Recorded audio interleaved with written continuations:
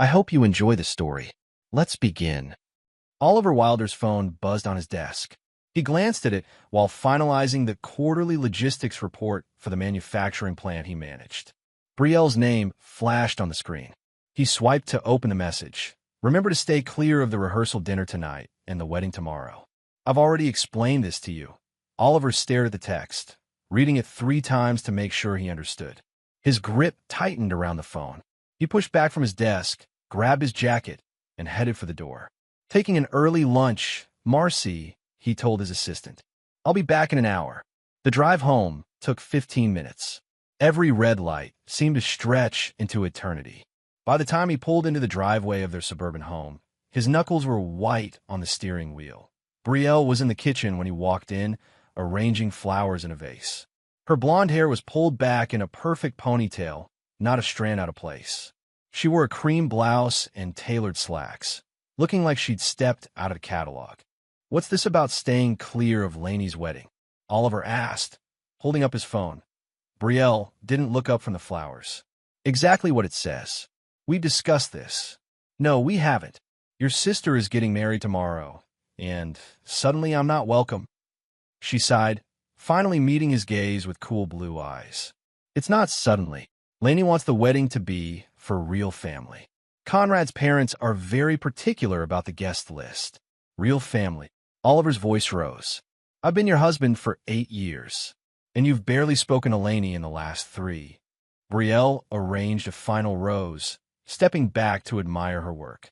You declined the last 2 Christmas dinners with my parents, because your father spent the previous one talking down to me about my little job in logistics. Oliver moved closer. Is my name on the guest list, Brielle? She hesitated just long enough. It isn't, is it? He felt a cold weight settle in his stomach. Oliver, please don't make this difficult. She picked up her purse from the counter. The Bishops are one of the oldest families in Asheville. This wedding is important for Lainey's future, for our connections. I'm the maid of honor. I need to be there for my sister without worrying about you feeling uncomfortable. Uncomfortable? Oliver's laugh was hollow. You're worried about me making a scene. Is that it? Would it be the first time? She raised a perfectly shaped eyebrow. Remember Dad's retirement party? Your father announced to everyone that you married beneath you. What was I supposed to do? Smile and nod. You could have handled it privately, like an adult. Brielle checked her watch. I need to go. Hair appointment at 1, then meeting Lainey at the venue. Oliver blocked her path. So that's it? I'm just not invited to my sister-in-law's wedding? And you're fine with that? It's one weekend, Oliver. Surely your pride can handle it. She tried to step around him, he didn't move. What about your pride, Brielle? How can you stand there while your family treats your husband like he's nobody? They're not. She stopped, composing herself. Look, I've tried to make this work. I've tried to bridge the gap between you and my family. But you refuse to play along. You challenge every little thing. You never just fit in. Because I won't pretend to be something I'm not to impress people who look down on me. Well, that attitude is exactly why you're not invited. She met his gaze directly. Now please move. I'm going to be late. Oliver stepped aside, his jaw tight. You know what? Fine. Go enjoy the fancy wedding with your real family. Just remember something, Brielle. I have a long memory, and I don't forgive easily.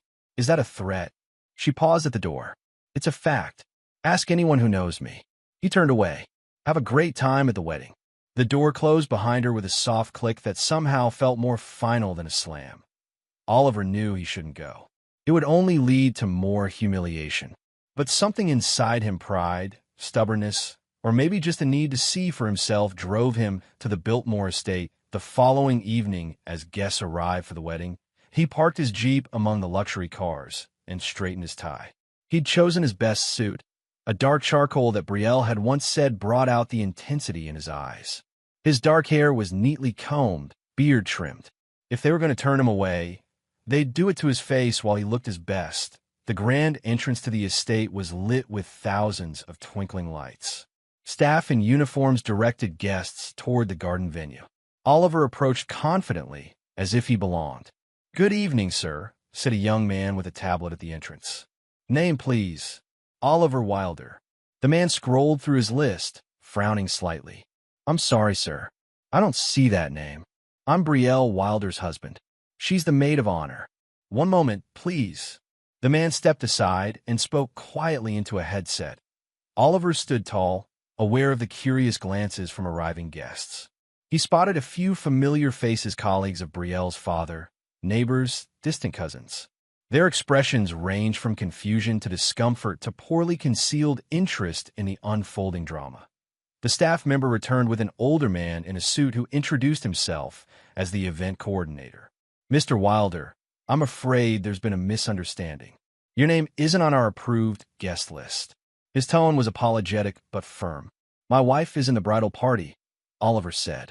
"Surely that counts for something." "I understand, sir, but we have strict instructions. Perhaps there was a mix-up with the RSVP." Oliver saw Brielle approaching from inside, her bridesmaid dress a flowing pale blue that matched her eyes. Behind her was Lainey, not in her wedding dress yet, but in a white silk robe with bride embroidered on the back. "Oliver." Brielle's voice was tight. "What are you doing here?" "I came to support my wife at her sister's wedding." He kept his voice level. "Apparently there's some issue with the guest list." Lainey stepped forward, her smile not reaching her eyes. "Oh, Oliver, didn't Brielle explain? We had to make some difficult cuts. The venue has strict capacity limits." He looked past the coordinator at the sprawling estate. "Right. Space is clearly an issue." "It's not personal," Lainey continued. "We just had to prioritize. And your sister's husband didn't make the cut." Oliver nodded slowly. "Got it." Brielle took his arm, leading him a few steps away. "Please don't do this," she whispered. "Not today." "Do what?" "I just showed up to my sister-in-law's wedding. You're the ones making a scene. You knew you weren't invited. You came anyway to make a point. And I've made it." He gently removed her hand from his arm. "Enjoy your evening with your real family, Brielle." As he turned to leave, he spotted Jack Dawson, an old high school friend, among the arriving guests. Jack's eyes widened in recognition, then narrowed in confusion as he watched Oliver walking away from the venue. Oliver nodded once in greeting, then walked to his car without looking back. In the rearview mirror, he saw Brielle return to the venue, her posture perfect, showing no sign of distress. Lainey lingered a moment longer, a smug smile playing on her lips before she turned away. The humiliation burned in his chest as he drove away from the twinkling lights of the estate. But alongside it was something colder, more focused, a resolve hardening with each mile. Oliver drove through the winding mountain roads, leaving Asheville behind. The roads became narrower, the houses more spread out. His headlights cut through the gathering darkness as he navigated from memory, turning onto an unmarked gravel drive that wound up into the Smoky Mountains. Jack's cabin came into view, a sturdy structure of wood and stone perched on a mountainside. A single light burned in the window. Oliver parked beside Jack's truck and sat for a moment, gathering his thoughts. The cabin door opened before he reached it. Jack Dawson stood in the doorway, a bottle of bourbon in one hand. "Figured you might show up," Jack said by way of greeting.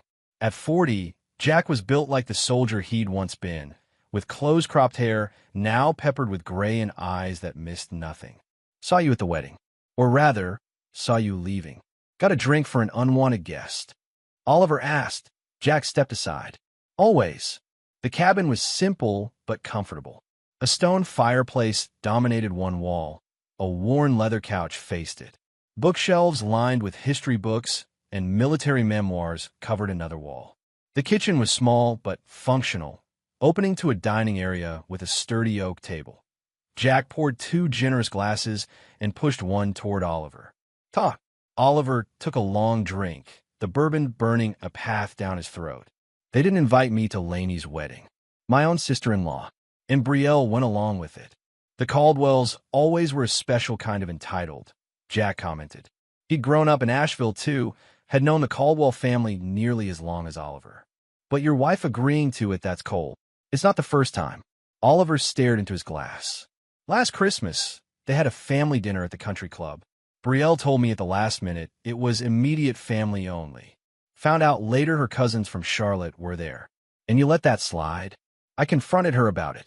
She said I was overreacting, that her family was tired of me making everything difficult. He drained his glass. Apparently, I don't know how to act around their kind of people. Jack refilled Oliver's glass without asking. And what kind is that? Rich. Connected. Born believing the world exists to serve them. Oliver's laugh was bitter. I'm just the guy who makes sure inventory gets where it needs to go. No trust fund. No family name worth mentioning. You built something from nothing, Jack said. Unlike those parasites who've never worked a day in their lives. According to Betrayal, I could build more if I play their games. Accept the condescension. Laugh at the jokes about people who work for a living. Jack was quiet for a moment. You know, when we were seniors and you stood up to those kids bullying Derek Foster, you didn't stop to think about their parents' bank accounts. You just did what was right. He leaned forward. The guy I knew back then wouldn't take this kind of disrespect. Not even from his wife. I try to make it work. For 8 years, I've tried to be the bigger person. And what has it gotten you? Locked out of your sister-in-law's wedding while your wife pretends you don't exist. Oliver stood abruptly, pacing the length of the small cabin. You know what eats at me the most? Betrayal didn't even fight for me. Not once. She just accepted that I wasn't good enough to be there. So what are you going to do about it? Jack asked quietly. Oliver stopped pacing, a slow, cold clarity spreading through him. I don't know yet, but this ends now. The disrespect, the exclusion, all of it. Jack nodded, a grim satisfaction in his eyes. Then it's time they learn not to. They talked late into the night, memories of high school giving way to catching up on the past few years. Jack had returned to Asheville after 15 years in the Army, most of it in Special Forces. He'd bought the cabin with his savings and now worked as a security consultant, his military background opening doors that valued his expertise. I've been thinking about opening an outdoor supply store, Jack mentioned. This area is booming with hikers and climbers, but the existing shops are overpriced tourist traps. You should do it, Oliver said. You know this terrain better than anyone. Need capital first, Jack shrugged. Banks aren't exactly lining up to loan money to ex-military with no business experience. Oliver filed that information away, an idea forming as the night wore on. Their conversation circled back to the Caldwells, to Betrayal, and to what had happened at the wedding. With each story, Oliver shared each slight, each exclusion. Each time Betrayal had chosen her family's approval over supporting her husband, his resolve strengthened. So what's the plan? Jack finally asked as the first hint of dawn lightened the eastern sky. Because I know that look. You're plotting something. Not sabotage. Oliver clarified. Just exposure. They want to pretend I don't exist? Fine. But they don't get to control the narrative anymore. Jack smiled, the expression making him look younger, like the troublemaker he'd been in high school. Count me in. Whatever you need. Oliver nodded, feeling for the first time in years like he was standing on solid ground. First, I need information, and I know just where to start. The morning after the wedding, Oliver woke on Jack's couch with a clear head and a focused purpose. He checked his phone. 3 missed calls from Betrayal, no voicemails, 1 text asking where he was. He didn't respond. Coffee's ready, Jack called from the kitchen. Strong enough to wake the dead. Oliver accepted the mug gratefully. I need to make some calls. Mind if I use your deck? Jack waved him off. Make yourself at home. I'm heading into town for supplies. Back in a couple hours. Alone on the deck, overlooking the misty mountains, Oliver made his first call. Harper? It's Oliver Wilder. I need a favor. Harper Bell had been a year ahead of Oliver in high school. Now she ran the most sought-after catering company in western North Carolina.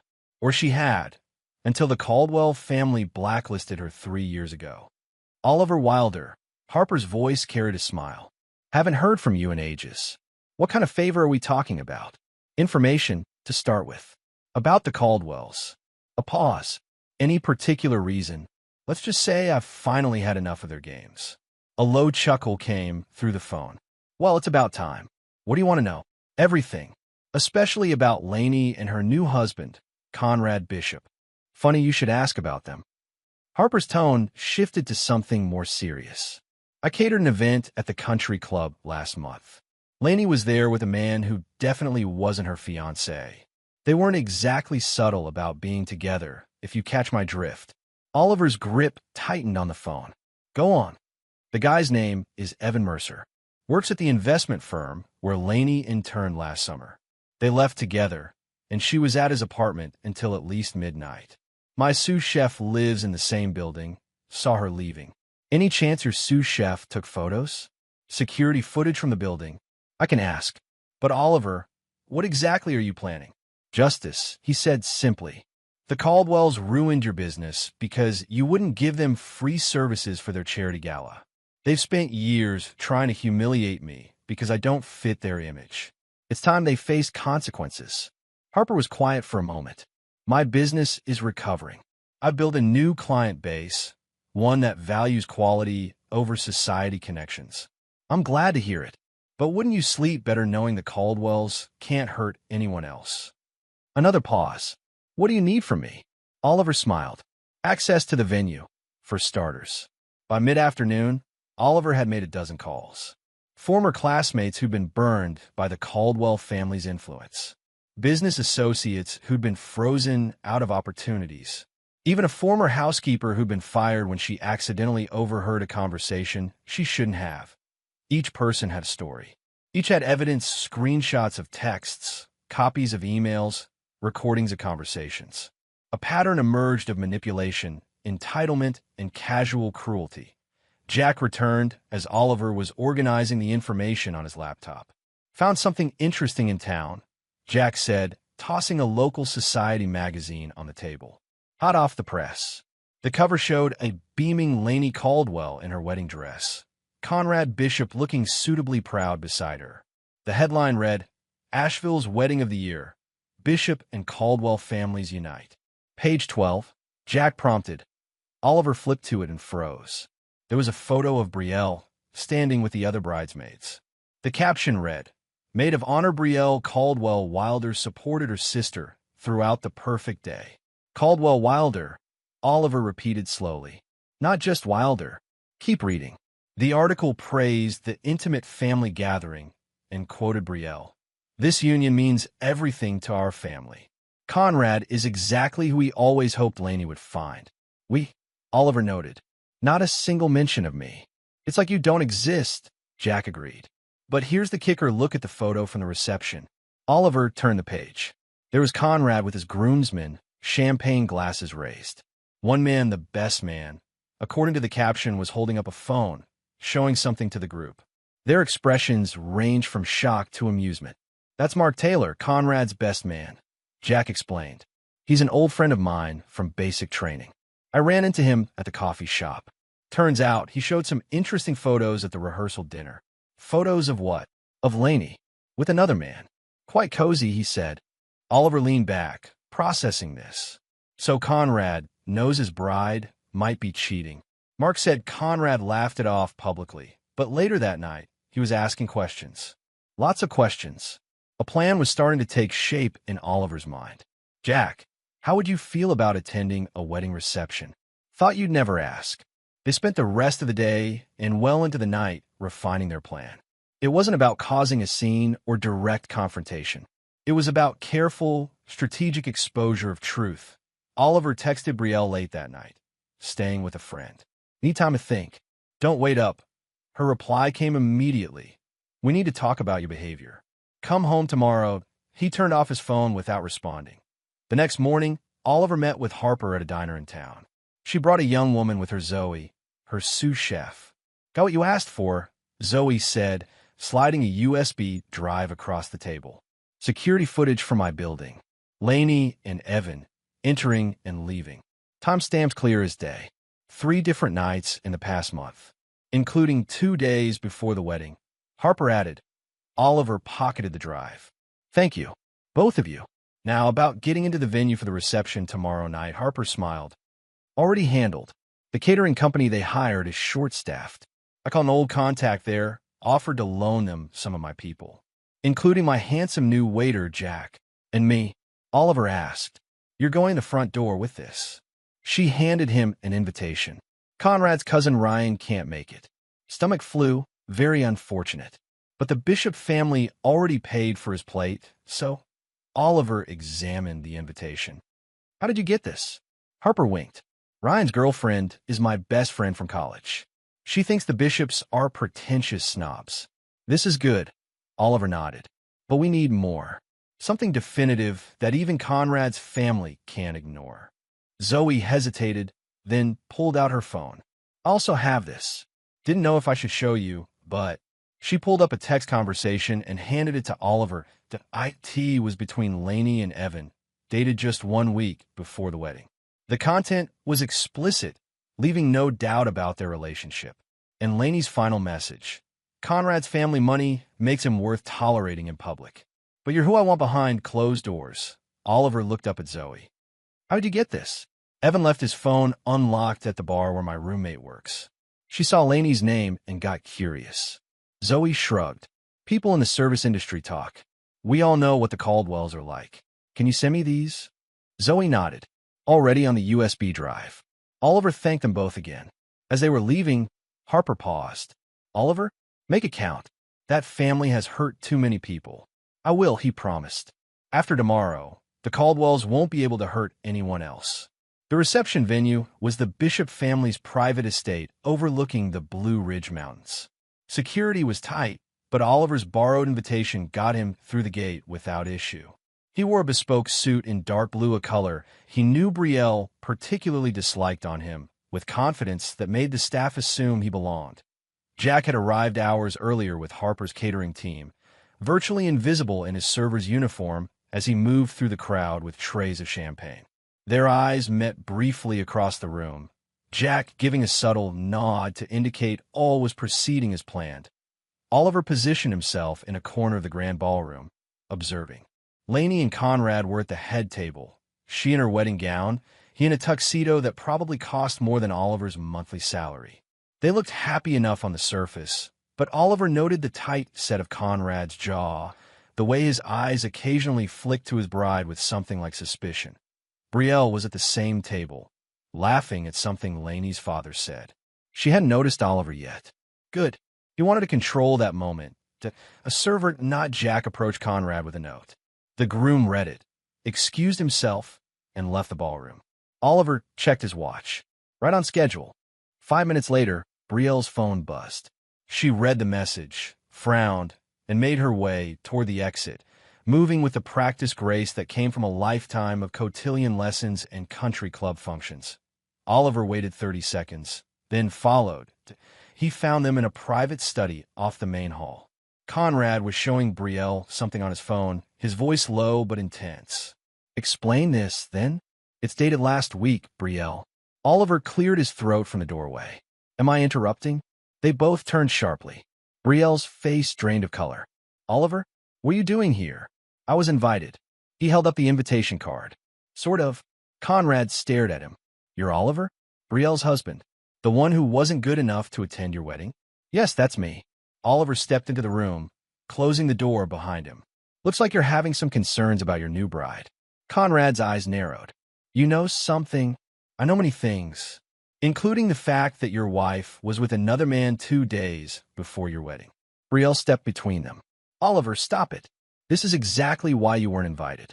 You always have to create drama. Drama? Oliver laughed without humor. Is that what you call the truth? Because from where I stand, the drama was created long before I arrived. I'm just making sure everyone has all the facts. What facts? Conrad demanded. For starters, the fact that Lainey has been seeing Evan Mercer for months. Oliver pulled out his phone, opened a folder of evidence. Security footage from his apartment building. Text messages. Photos from various locations around town. And my personal favorite. He swiped to the final image. A screenshot where your new wife explains that your family money makes you worth tolerating in public.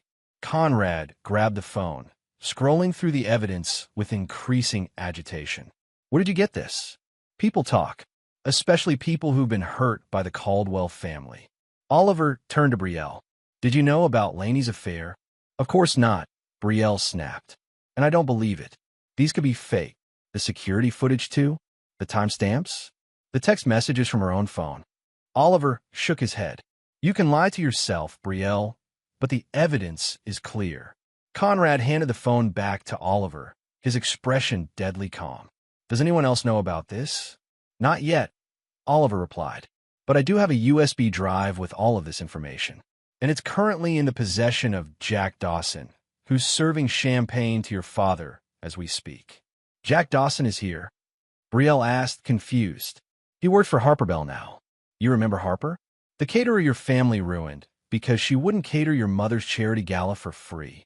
Conrad ran a hand through his perfectly styled hair. What do you want? Money. Oliver laughed. I don't want your money, Conrad. What I want is for the truth to come out. About Laney, about how your family and the Caldwells treat people they consider beneath them. About all of it. You'll destroy Laney, Brielle said, her voice rising. Is that what you want? What I want, Oliver said quietly, is for actions to have consequences. For once. Conrad was silent for a long moment, then nodded. I want the USB drive. Now. It's not that simple. Make it simple. Conrad's voice was cold. This is between me and Laney. I deserve to handle it my way. Oliver considered him. And how would you handle it? Privately. Then publicly. Conrad's jaw tightened. The Bishop family has standards. We don't tolerate betrayal. Fair enough. Oliver nodded. I'll have Jack bring the drive to your father. I assume you'll want him to see it too. Conrad's expression was grim. Yes. Brielle grabbed Oliver's arm. You can't do this. You'll ruin everything. I didn't ruin anything, Brielle. Laney did that all on her own. He removed her hand from his arm. And you helped by going along with excluding me. By pretending I don't exist when it's convenient for your family. This is vindictive, she accused. No, Oliver corrected. This is justice. Long overdue.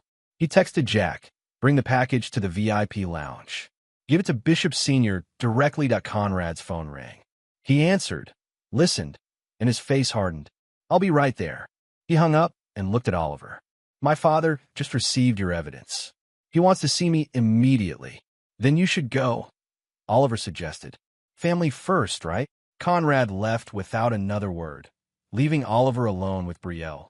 Why are you doing this? She demanded when the door closed. Because for 8 years, I've watched you choose them over me. I've watched you let them diminish me, exclude me, treat me like I'm nothing. Oliver's voice was steady. And yesterday, when they refused to let me into your sister's wedding, you stood by and did nothing. Not a word in my defense. It wasn't my decision. But you accepted it, he cut her off. You went along with it. Just like you've gone along with everything your family has ever done to me. Tears filled her eyes. I try to make it work. I try to bridge the gap between you and my family. No, you didn't. You try to make me fit their mold. You try to make me something I'm not. He moved toward the door. And when that didn't work, you chose them.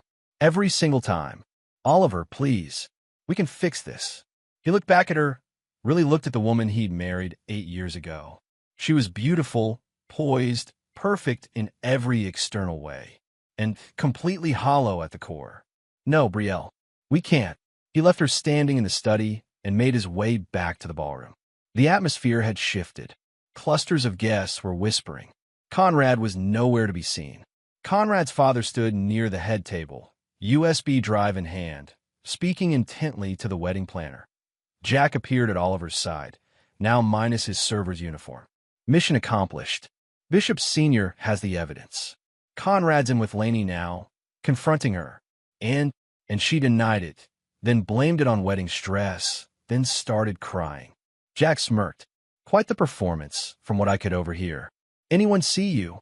Just Bishop Sr., who thinks I'm doing security for the event. Told him I found the evidence while doing a routine sweep of the grounds. Oliver nodded approvingly. Perfect. A commotion from the entrance to the ballroom drew their attention. Conrad had emerged from a side room, his face set in stone. Laney followed, mascara streaking her cheeks, her mother close behind trying to calm her. What's happening? A woman nearby asked her companion. I think the groom just found out his bride has been cheating, the man replied, not bothering to lower his voice.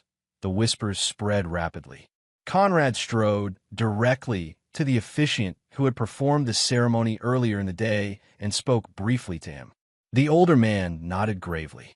Ladies and gentlemen, the officiant announced, his voice carrying in the suddenly quiet room. I've been asked to inform you that there has been a development. The ceremony conducted today will not be legally filed. In simpler terms, the marriage has been annulled before it could be officially registered. A collective gasp went through the crowd. Lainey's mother swayed on her feet, then collapsed into a chair. A hand pressed her chest. Lainey herself stood frozen, her perfect wedding dress now a costume in a tragedy. Brielle emerged from the hallway, spotted Oliver and Jack watching from their corner, and marched toward them, fury in every step. "Are you happy now?" she hissed when she reached them. "You've ruined my sister's life." "Your sister ruined her own life," Oliver replied calmly. "I just made sure she couldn't hide it anymore.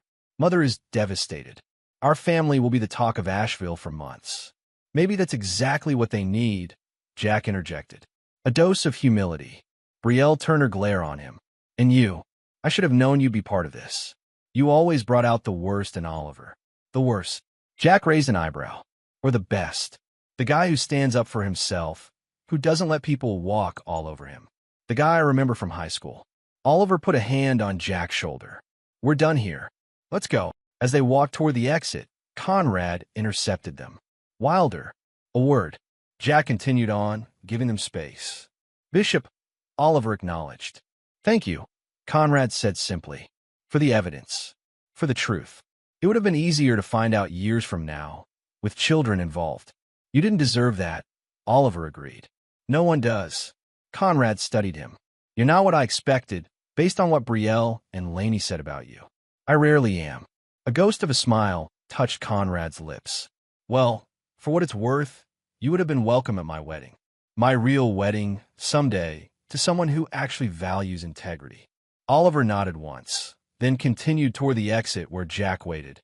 Outside, the evening air was cool and clean.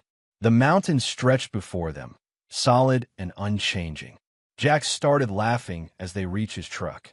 "What's so funny?" Oliver asked. "Just picturing the Caldwells try to explain this to their country club friends." Jack shook his head. "That was masterful, man. Surgical precision." Oliver felt a strange lightness, as if a weight he'd carried for years had finally been set down. "It was, wasn't it?" As they drove away, he looked back once at the Bishop estate, where chaos still reigned. He thought he saw Brielle standing on the terrace, watching him leave. But it might have been a trick of the light. Oliver spent the night at Jack's cabin again. He turned off his phone, not ready to deal with the aftermath yet. They sat on the deck with beers, recounting the evening's events and enjoying the quiet satisfaction of a plan perfectly executed. When Lainey's mother fainted, Jack snickered. "Poetry. Pure poetry." "She always was dramatic," Oliver agreed. "Remember how she acted when Lainey didn't make cheer captain in high school? Called the principal, demanded an investigation. Some people never face consequences," Jack mused. "Until they do." Morning came with a clarity that matched the mountain air. Oliver turned his phone back on to find 27 missed calls from Brielle, a dozen from his in-laws, and even one from Conrad. There were twice as many text messages, ranging from Brielle's initial fury to bargaining to threats. Her latest message read, "We need to talk. I'm at home. Come back so we can fix this." "Going to face the music?" Jack asked, seeing Oliver reading the messages. "Time to end this properly," Oliver agreed. "I'll be back later. Keep a beer cold for me." The drive back to Asheville gave him time to organize his thoughts. By the time he pulled into the driveway of the home he shared with Brielle, he was calm and resolved. She was waiting in the living room, still wearing the clothes from the previous night, her perfect appearance now rumpled and strained. Her eyes were red from crying or lack of sleep, or both. "You're back," she said unnecessarily. "Just to talk," he clarified, "and to get some things." "Oliver, what happened last night was long overdue," he finished for her. "The truth about Lainey. The truth about your family. All of it." She stood, moving toward him. "I understand you were hurt. Being excluded from the wedding was wrong. I should have fought harder for you. But what you did, the public humiliation, destroying my sister's marriage." "I didn't destroy anything, Brielle. Lainey did that all by herself when she decided to cheat on Conrad. You didn't have to expose it that way." Her voice rose. "You could have told Conrad privately. You didn't have to make a spectacle of it. Embarrass the entire family in front of everyone who matters in Asheville." Oliver laughed without humor. "Everyone who matters? You mean the social circle that your family has used as a weapon for years?" The people whose opinion you value more than your own husband's dignity. That's not fair. No, what's not fair is being treated like I don't exist because I don't come from money. What's not fair is watching my wife stand by while her family humiliates me again and again. Brielle's posture changed, becoming defensive. My family accepted you. No, they tolerated me. Barely, and only when I played by their rules. Oliver moved past her to the stairs. I'm getting some clothes. I'll come back for the rest later. You're leaving me. She followed him. Because of one wedding invitation? He stopped on the stairs, turned to face her. No, Brielle. I'm leaving you because when given the choice between me and your family's approval, you choose them. Every time. For 8 years. That's not true. I've stood up for you. When? He challenged. Name one time you chose my side over theirs. One time you put our marriage above their opinion. She opened her mouth, closed it, tried again. I told Dad to stop making comments about your job. After I confronted him myself at that dinner party. And what happened? He ignored me for 6 months. And you blamed me for making things difficult. Oliver, please. Her voice softened, became the one she used when she wanted something. We can work through this. Couples therapy, maybe a fresh start. It's too late for that. Her expression hardened. If you leave, you'll regret it. My family has influence in this town. Your career. Are you threatening me? I'm stating facts. Her chin lifted. The Caldwell name means something here. It certainly does, he agreed. Especially now.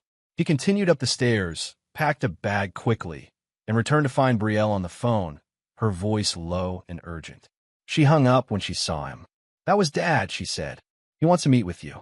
To discuss options. Options for what? For handling this situation discreetly. For damage control. Oliver set his bag down by the door. There's nothing to discuss. I've filed for divorce. The color drained from her face. You what? This morning. Electronic filing. My lawyer will contact yours tomorrow. You can't without even talking to me first. The time for talking was yesterday, when your family barred me from the wedding. Or last Christmas, when you excluded me from the family dinner. Or any of the dozen other times you allowed them to treat me as less than. He picked up his bag again. I have copies of everything, Brielle. Every manipulative text. Every financial record showing how you've been siphoning money from our joint account to your private one. Every recording of you and your family talking about me when you thought I couldn't hear. You've been spying on me? Her voice rose in outrage. I've been protecting myself, he corrected. I knew this day would come eventually. I just didn't know what would finally push me to act. I'll fight this, she threatened. I'll take everything. You could try. He moved to the door. But I think you'll find that the Caldwell name doesn't carry quite the weight it used to. Not after last night. And especially not after people hear about how your family has been operating behind the scenes for years. What are you saying? I'm saying I have evidence of your father's questionable business practices. His pressure tactics on local businesses. The way he's used social connections to squash competition. The way your mother has spread rumors to destroy reputations. Oliver opened the door. I don't want to use any of it. But I will if I have to. You wouldn't dare. After what I did last night. Do you really want to test that theory? She stared at him, really seeing him perhaps for the first time in their marriage. Not as the man she could mold to fit her family's expectations, but as someone with his own strength, his own power. Who are you? She whispered. The same person I've always been, Brielle. You just never bothered to look closely enough to see it. He stepped outside. My lawyer will be in touch. As he walked to his car, he heard her call after him, Oliver, you can't just walk away from 8 years. He turned back one last time. Watch me. Oliver returned to Jack's cabin, but the victory fell hollow. 8 years of marriage ended in a single weekend. It was necessary, he knew that, but it still left an empty space where something meaningful had once been. Jack didn't ask questions when Oliver returned, just handed him a beer and turned on a baseball game. They watched in companionable silence as the sun set behind the mountains. The next morning, Oliver's phone rang. Brielle's father. He declined the call. It rang again immediately. And again. Persistent, isn't he? Jack observed. Always was. Oliver finally answered on the fourth call. Gerald, what can I do for you? You can meet me in my office. Gerald Caldwell's voice held none of its usual pompous authority. To discuss terms. I've already filed for divorce. My lawyer. This isn't about the divorce, Gerald cut in. It's about the evidence you have. About our family. About my business practices. Oliver met Jack's curious gaze across the room. What about it? I want to make a deal. I'm listening. Meet me in my office. 1 hour. Oliver considered it. No. Public place. The cafe on Lexington. Noon. A pause. Fine. The cafe was busy with the lunch crowd when Oliver arrived. Gerald Caldwell was already seated at a corner table, looking distinctly uncomfortable in the casual setting. His tailored suit and imperious bearing stood out among the students and young professionals in jeans and t-shirts.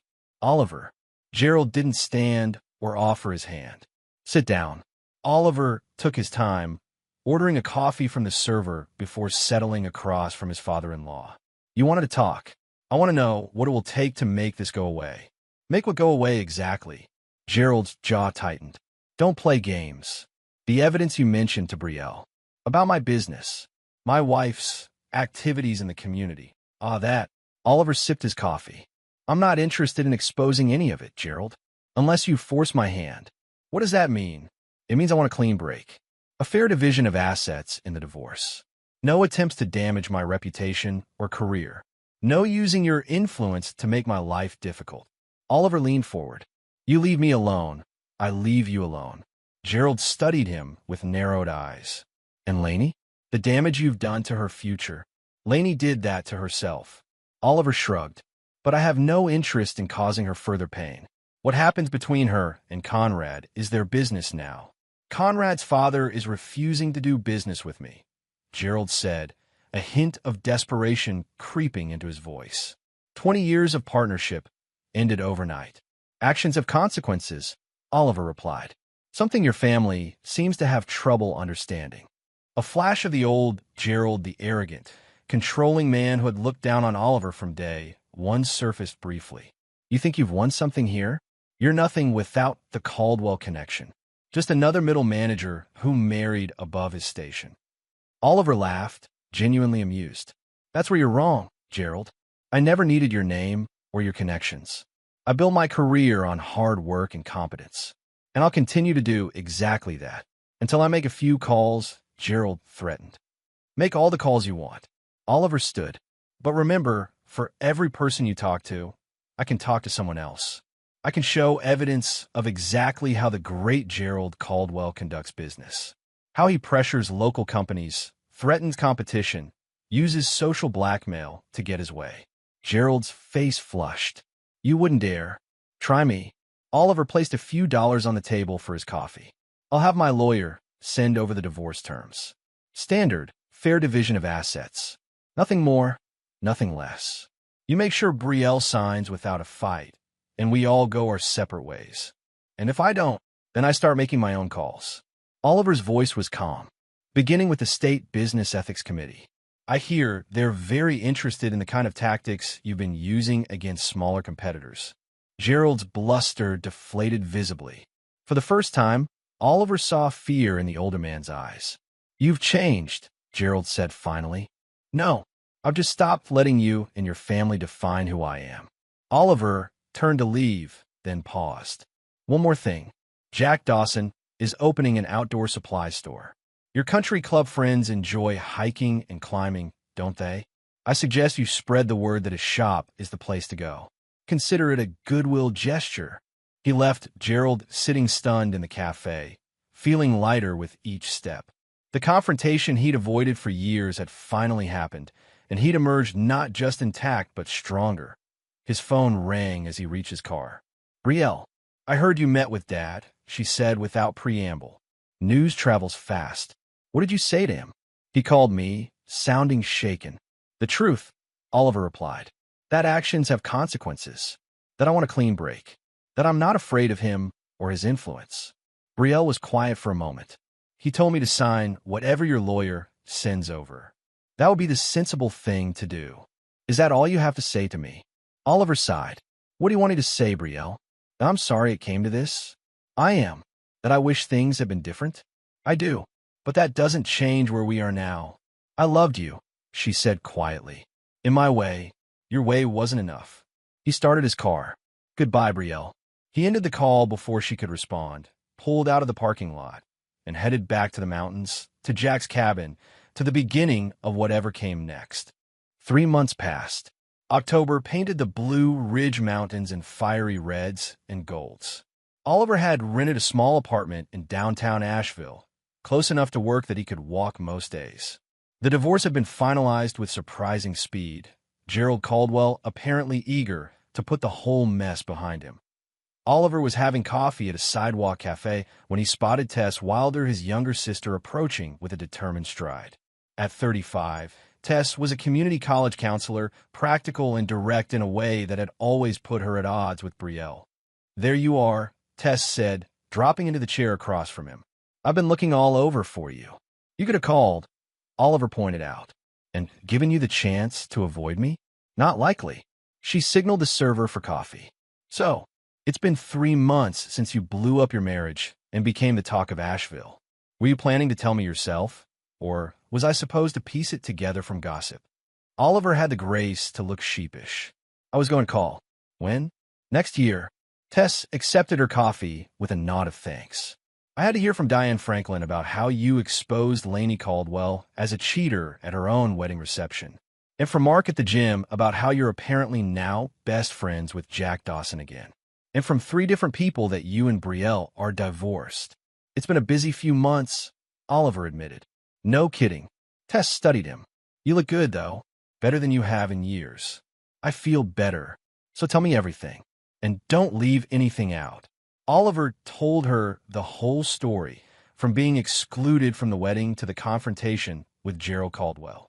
Tess listened without interrupting, her expression shifting from shock to outrage to grudging admiration. I can't say I'm sorry about any of it, she said when he finished. Brielle was never right for you. The Caldwells treated you like dirt from day one. But I still wish you called me. I would have helped. I know you would have. Oliver reached across the table to squeeze her hand. But I needed to handle it myself. Well, in case you're wondering about the aftermath. Tess leaned forward conspiratorially. The Caldwell name isn't what it used to be. Lainey left town. Rumor has it she's in Charlotte, trying to rebuild her life. Brielle is still here, but she's been dropped from the hospital charity board. And Gerald's biggest clients are suddenly reviewing their contracts. I didn't want to destroy them, Oliver said. You didn't. You just made them face reality for once. Tess sipped her coffee. So what are you doing now, besides working and hiding in your apartment? I'm not hiding. When was the last time you went out? Did something fun? Saw old friends? Oliver couldn't remember. The months since the divorce had been focused on work, on rebuilding his life in practical ways. I've been busy. Well, unbusy yourself. Jack Dawson is having a grand opening for his outdoor supply store this weekend. You're coming with me. Tess. Not negotiable. She stood, gathering her purse. Saturday, 10 a.m. I'll pick you up. And Oliver, it's good to have my brother back. The grand opening of Summit Outfitters was crowded beyond expectations. Jack moved through the throng with ease, pointing out features of climbing gear, explaining the difference between hiking boots, looking every inch the successful business owner despite the tattoos visible beneath his rolled-up sleeves.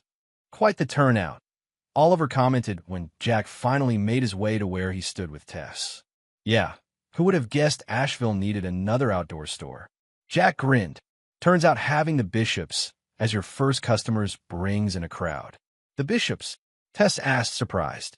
Conrad's father brought his entire executive team in last week.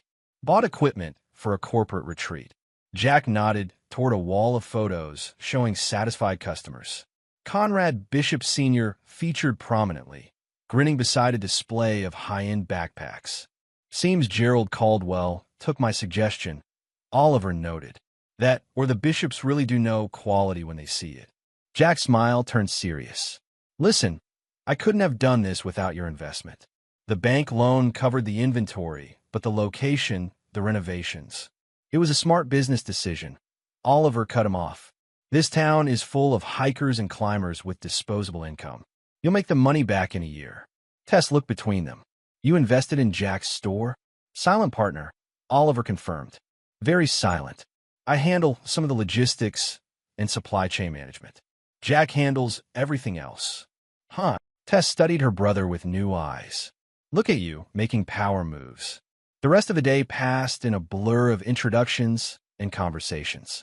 Oliver was surprised by how many people sought him out specifically not to gossip about the divorce or the wedding scandal, but to talk about outdoor gear, about logistics, about business opportunities.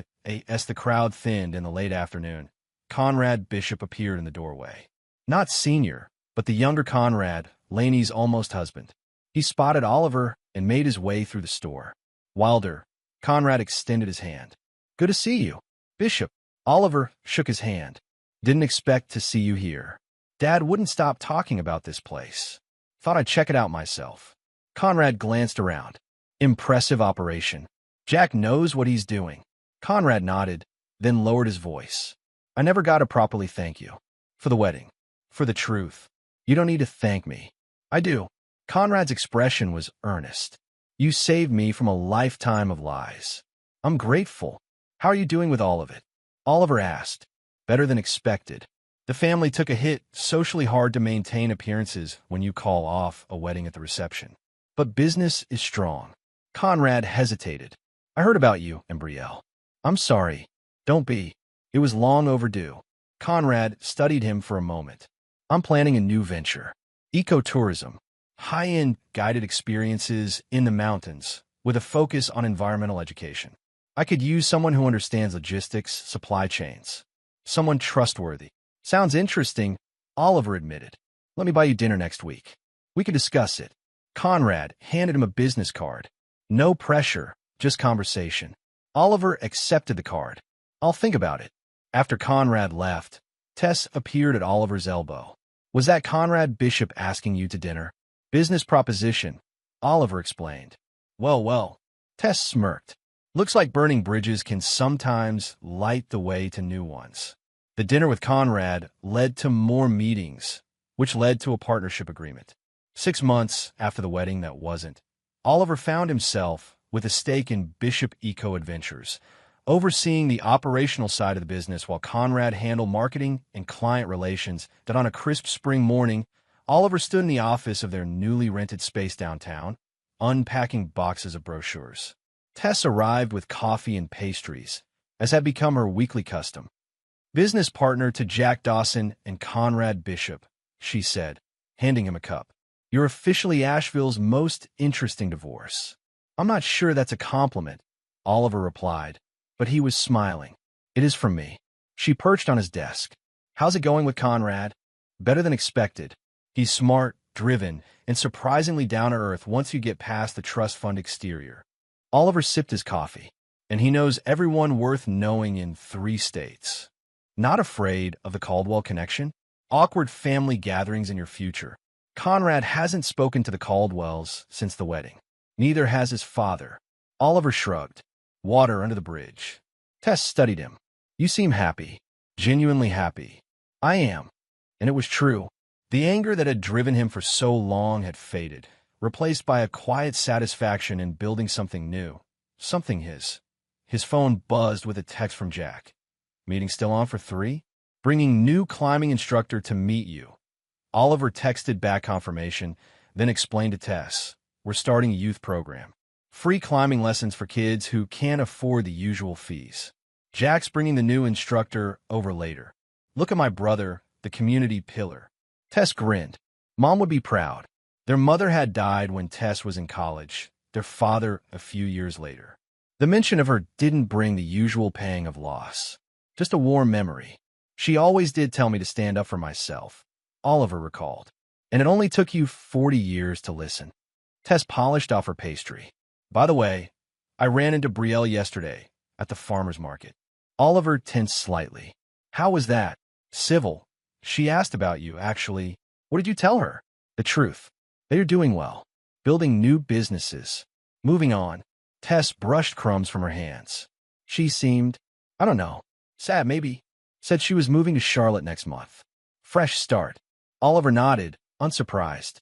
It's probably best for everyone. Later that afternoon, as promised, Jack arrived with a young woman in tow. Alex, the new climbing instructor. She was in her late 20s, with calloused hands and an easy confidence. As Jack explained the youth program concept, Oliver found himself impressed by her questions, her suggestions. The kids will learn more than just climbing, Alex was saying. They'll learn trust, teamwork, how to assess risk, how to overcome fear. Exactly what we had in mind, Conrad agreed. Having joined them midway through the conversation, as they talked, Oliver felt a sense of purpose he hadn't experienced in years. This wasn't about proving anything to anyone. It wasn't about the Caldwells or Betrayal or social standing. It was about building something meaningful, something that would last. After the meeting, Jack lingered, waiting until Conrad and Alex had left. I got a call from Lainey Caldwell yesterday. Oliver raised an eyebrow. What did she want? To apologize, believe it or not, for how her family treated me back in the day. Jack shook his head, bemused. Said she's doing therapy in Charlotte, working through some stuff. Sounded sincere. People can change, Oliver acknowledged. Speaking of change, Jack handed him an envelope. First quarter profits from a store. Your share. We're doing better than projected. Oliver opened it, eyebrows rising at the figure on the check. Not bad for 3 months. Not bad at all. Jack grinned. What are you going to do with it? Oliver thought for a moment. I have an idea. The idea became reality over the next month. A cabin, smaller than Jack's but similar in style, on a piece of land not far from his friend's property. 3 acres with a view of the mountains, a stream running along one edge. When it was finished, Oliver invited Tess and Jack to see it first. They stood on the wraparound porch, drinking beer and watching the sunset paint the mountains in shades of gold and purple. It's perfect, Tess declared. Absolutely perfect. Not bad for a logistics guy. Jack agreed. Oliver smiled, feeling contentment settle deep in his bones. I couldn't have done it without both of you. Jack, your cabin gave me shelter when I needed it most. And Tess, you never gave up on me, even when I pushed everyone away. That's what family does, Tess said simply. The real kind, not the Caldwell version. To real family. Jack raised his bottle in a toast. To real family. Oliver and Tess echoed. Summer came to the mountains in a rush of green and warmth. Oliver's businesses, Thrived Summit Outfitters, had expanded to a second location, and Bishop Eco Adventures was booked solid through October. The youth climbing program had 30 regular participants, kids from across Asheville learning skills and confidence on the rock faces of the Blue Ridge. That on a Wednesday afternoon, Oliver was reviewing inventory reports in his office when his assistant announced an unexpected visitor, Conrad Bishop Sr. Send him in, Oliver said, curious. He'd met the elder bishop several times at business functions, but they weren't close. Conrad Sr. entered with the confidence of a man accustomed to being the most important person in any room. But there was something different about him today, a slight hesitation, perhaps. Wilder, he offered his hand. Sorry to drop in unannounced. Not a problem. Oliver shook his hand, gesturing to a chair. What can I do for you? It's more what I can do for you. Bishop Sr. leaned forward. I'm hosting a fundraiser next month. Conservation efforts in the Blue Ridge. Key people from across the region will be there. I'd like you to attend. Oliver was surprised. I'd be happy to, but why me specifically? Bishop Sr. studied him for a moment. Because you have integrity. Something in short supply these days. I appreciate that, but let me be direct, Wilder. That business with the Caldwells last year, exposing the truth about Lainey, it saved my son from a lifetime of unhappiness. A dishonest marriage. Bishop's expression hardened briefly. I value loyalty, honesty, and courage. You showed all 3. I did what I thought was right, Oliver said simply. Exactly. Bishop nodded. And that's why I want you at this fundraiser. Not just as a guest, but as a partner. Your ecotourism venture with Conrad is exactly the kind of business we should be highlighting. Responsible stewardship of the mountains, combined with economic opportunity. Oliver was caught off guard. I'm flattered. Don't be. It's business. Bishop stood. But good business. The kind built on trust and mutual respect. He handed Oliver an embossed invitation. Next month. Black tie. Bring a guest if you'd like. After Bishop left, Oliver sat holding the invitation, turning it over in his hands. From excluded from a wedding to specially invited to one of Asheville's most prestigious events. The irony wasn't lost on him. His phone buzzed with a text from Brielle. "I hear you're going to the Bishop Conservation fundraiser. I hope that doesn't mean you'll be uncomfortable if I'm there too. Mother is on the committee." Oliver stared at the message, the first direct contact from Brielle in months. He started to type several responses, deleted them all, and finally wrote, "It's a big venue. I'm sure we can be civil." Her reply came quickly. "I'd like to talk, if you're willing. Before the event. Coffee sometime." Oliver set the phone down without answering. He wasn't ready for that conversation yet, wasn't sure he ever would be. Later that evening, as he sat on his cabin porch with a glass of bourbon, his phone rang. The number was unfamiliar. "Oliver Wilder," he answered. "Oliver, it's Conrad. Conrad Bishop." The younger Bishop sounded excited. "Did my father talk to you today?" "He did." "About the fundraiser. Did he mention the other thing?" "The partnership opportunity." Oliver frowned. "No, just the fundraiser. Typical dad, making me do the real work." Conrad laughed. "He's retiring next year, restructuring the family businesses. He wants to bring you in as a partner in the outdoor recreation division. Not just the ecotourism venture, but 3 other businesses under the Bishop umbrella." Oliver nearly dropped his glass. "What? Why me?" "Because you know operations better than anyone. Because you've proven yourself with our current venture. And because, in his words, he's not afraid to tell the truth, even when it costs him." Conrad paused. "Also, I might have suggested it. I don't know what to say." "Say yes. Come to the fundraiser. Talk to Dad formally about it. This is big, Oliver. Really big." After they hung up, Oliver sat in the growing darkness, watching fireflies rise from the tall grass around his cabin. The Bishop family offer represented everything the Caldwells had always held over him: wealth, influence, social standing. And yet, it felt different. It wasn't about marrying into success or pretending to be something he wasn't. It was recognition of his actual value, his skills, his character. His phone buzzed with another text from Brielle. "I understand if you don't want to talk. Just know that I'm sorry for how things ended." "For everything." Oliver started to respond, then stopped, deleted the draft, and blocked her number.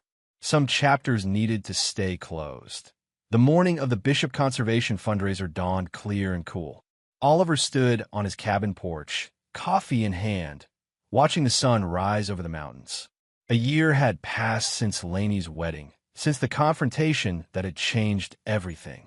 The anger that had driven him then was gone, replaced by a quiet confidence, a certainty in his own path. Tess arrived to pick him up in the afternoon, Jack following in his truck. They both insisted on being his guests for the evening. "Look at you," Tess said, surveying Oliver in his tuxedo. "Executive material through and through." "It's just clothes," Oliver said, but he couldn't help smiling. The fundraiser was held at the Biltmore estate, in the same gardens where Lainey's wedding had taken place. The irony wasn't lost on any of them as they passed through the entrance that had once barred Oliver. Inside, the event was a sea of Asheville's elite. Business leaders, politicians, old money families. Conrad greeted them immediately, introducing Oliver to people he'd never have met in his previous life. The man himself, Conrad Sr., boomed, appearing with 2 glasses of champagne. He handed one to Oliver. "Glad you could make it. Wouldn't miss it," Oliver replied. "Your son's been talking up this partnership opportunity." Conrad never could keep a secret. The elder Bishop glanced around. "Let's discuss it properly later this week." Too many years here. As the evening progressed, Oliver found himself the center of more attention than he'd expected. People who had once looked through him at Caldwell family functions now sought him out, eager to discuss business opportunities, community initiatives, or simply to be seen talking to the man Conrad Bishop Sr. had publicly praised during his opening remarks. He was talking with the mayor when he spotted Gerald Caldwell across the room. Their eyes met briefly. Gerald gave a stiff nod, which Oliver returned, before they both turned back to their respective conversations. Later, as he stood alone for a moment on a terrace overlooking the gardens, Oliver heard a familiar voice. Quite the comeback story. He turned to find Conrad Bishop the younger watching him with an amused expression. "What do you mean?" Oliver asked. "A year ago, You weren't even allowed to attend a wedding here. Now you're the guest everyone wants to talk to. Conrad joined him at the balustrade. My father's planning to announce your partnership publicly at the end of the evening. I haven't even seen the terms yet, Oliver protested. Details. Conrad waved dismissively. The point is, you've earned this. Not through connections or family names, but through actual merit. That's rare in Asheville. Thank you for saying that.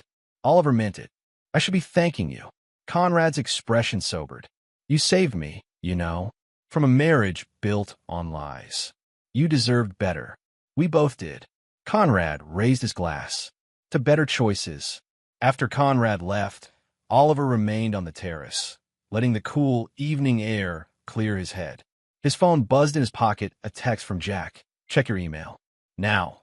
Oliver pulled out his phone, opened his email to find a message from Jack with a photo attached. It was a deed titled in Oliver's name. For Jack's old cabin, but a second message followed. Tess and I went in together. Happy early birthday. You gave me the chance to start my business. This is how we wanted to say thanks. Oliver looked up to see Jack and Tess standing in the doorway to the terrace, both grinning like kids with a surprise. You didn't, Oliver said, emotion tightening his throat. We did, Tess confirmed. Jack's moving into town to be closer to the stores. And you need a guest house for when I visit. I don't know what to say. You don't have to say anything, Jack replied. Just enjoy it. You've earned it. As they returned to the party, Oliver thought about the journey of the past year. From excluded and disrespected to valued and respected. From a marriage that diminished him to friendships and family ties that strengthened him. The night wound down, speeches were made, conservation pledges announced. Conrad Sr. publicly introduced Oliver as their newest partner, to applause that would have been unimaginable a year earlier. As they were leaving, Oliver's phone buzzed one last time. An unfamiliar number, but the message made the sender clear. I see you've moved up in the world. I'm happy for you. Bolivar deleted it without responding, turned off his phone, and joined Tess and Jack at the exit. Ready to head home? Tess asked. More than ready. Oliver agreed. They drove back to the mountains in comfortable silence. When they reached Oliver's cabin, his real home, the place he'd built for himself, they stood for a moment on the porch, taking in the view. The mountains, solid and ancient. The stars, brilliant in the clear night sky. The lights of Asheville twinkling in the valley below. Some families you're born into, Oliver said quietly. Others, you build from the ground up. Jack clapped him on the shoulder. Tess leaned her head against his arm. And for the first time in longer than he could remember, Oliver Wilder felt completely, unconditionally at home.